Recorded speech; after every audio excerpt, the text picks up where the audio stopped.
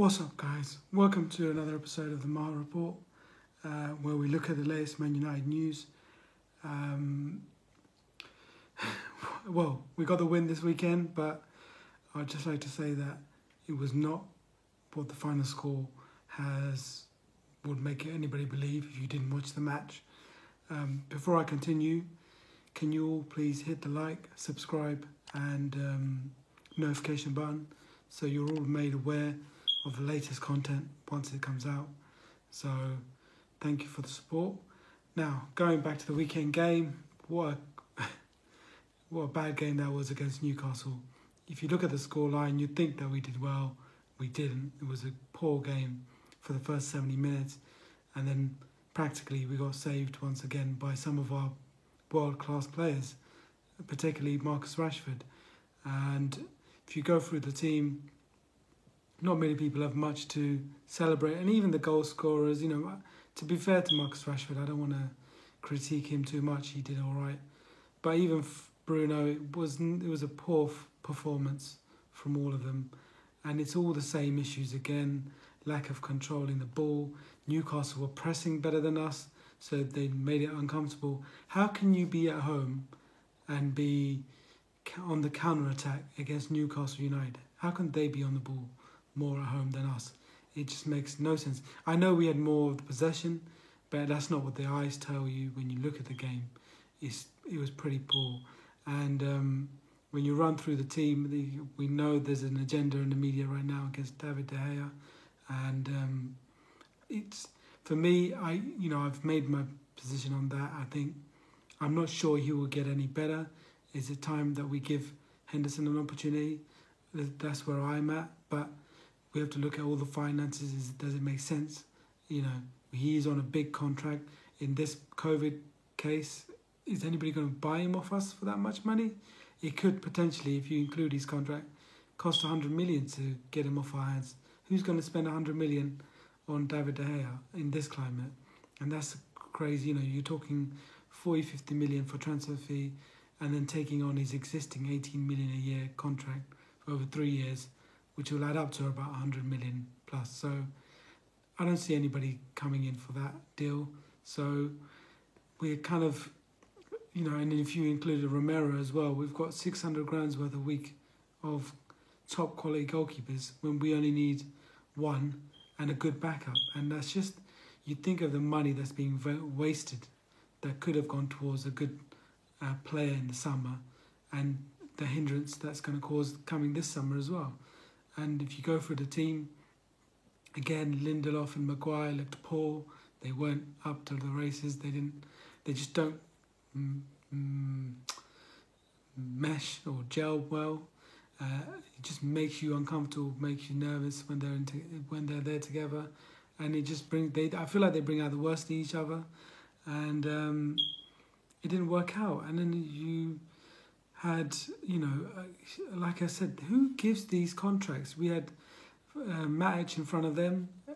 Clearly, I felt when we gave him the contract that his legs were gone, because he was struggling in those high intensive games against the big clubs or where teams were pressing hard. He was struggling to keep up, and he was done after 50, 60 minutes. And yet we still gave him a big contract. He's going to be here for another 2 years at least. And it just makes no sense. He was poor yesterday. He's clearly finished. And the people making these contract decisions need to be sacked, because they're terrible decisions. It's like being burdened with debt.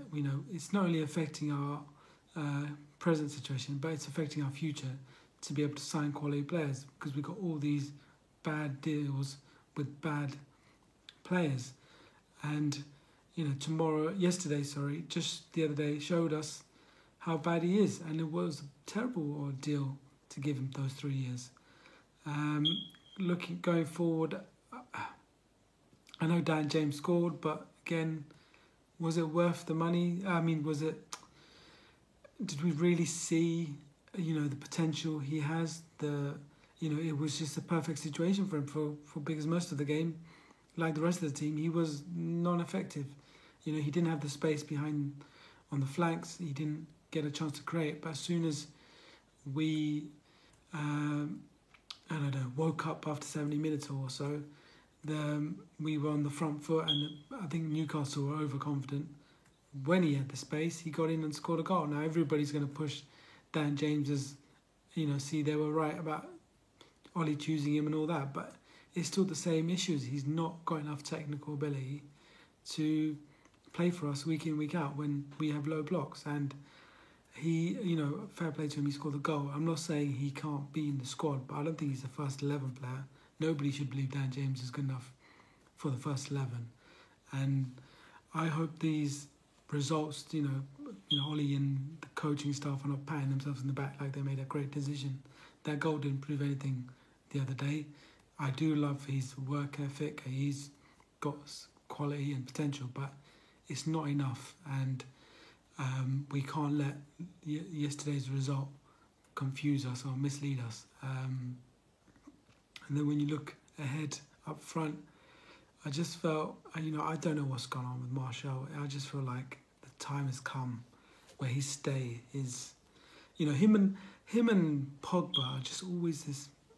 There's always some issue, and I'm not doubting their quality, but it's like we can never get the best out of them. It's not always available. The consistency is always poor, Out of the 6 years, 7 years he's been there, we've had like 2 good seasons out of him, and it's just not enough. And whatever he's going through, I just don't, we have to look at the club. And I think if Ollie can't get the best of him, if he can't, if he's one of those players who can't always be on form, then we should look at getting rid of him this summer. It could be au revoir to Pogba and Martial this summer. And I think if we get in a Haaland or a top quality player, he wouldn't be missed as much. I was hopeful that between him, Rashford and Greenwood, we could have an elite front three that could, really go places. Sancho coming in as well. But I think long term, it was just, I always thought that Greenwood would go up front, play number 9.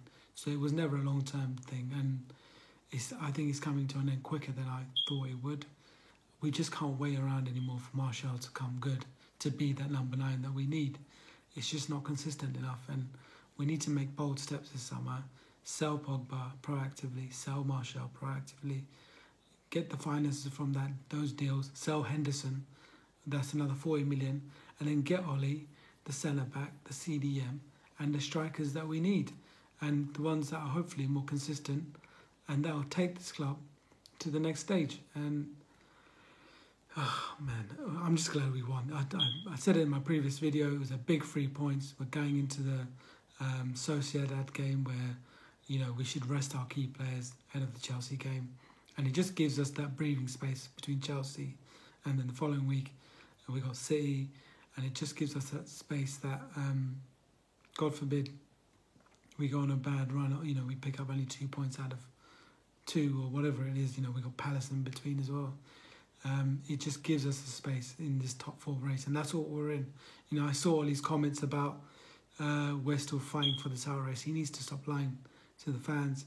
We're not in a title race, and he needs to stop selling this propaganda, because that was fluky. He got outmanaged on the weekend by Steve Bruce, and Steve Bruce is having a terrible season.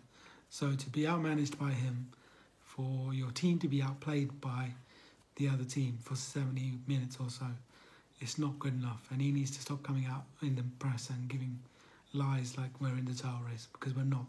Really, we need to focus on how we're going to stay in the top 4, stay ahead of everybody else, and fortunately we made the most of everybody else's slip up this weekend. Hopefully we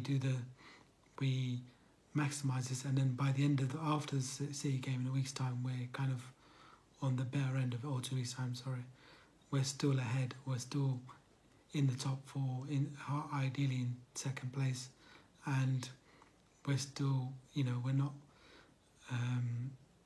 we still got a bit of a lead on the other teams, and then we really need to just start looking at what we're doing this summer with some big players, Henderson, Pogba, Martial, Mata, Madge, if we can get rid of them. They all need to be looked at, and they all need to be cleared off, and we need to see who, even if the manager's still staying, what we can buy in, who we can bring in, and how we can generally improve this team.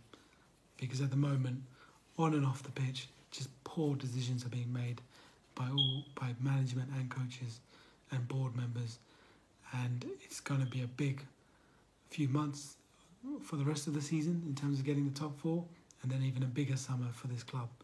And there's a lot to come. So we have to be ready for whatever craziness that might come this summer.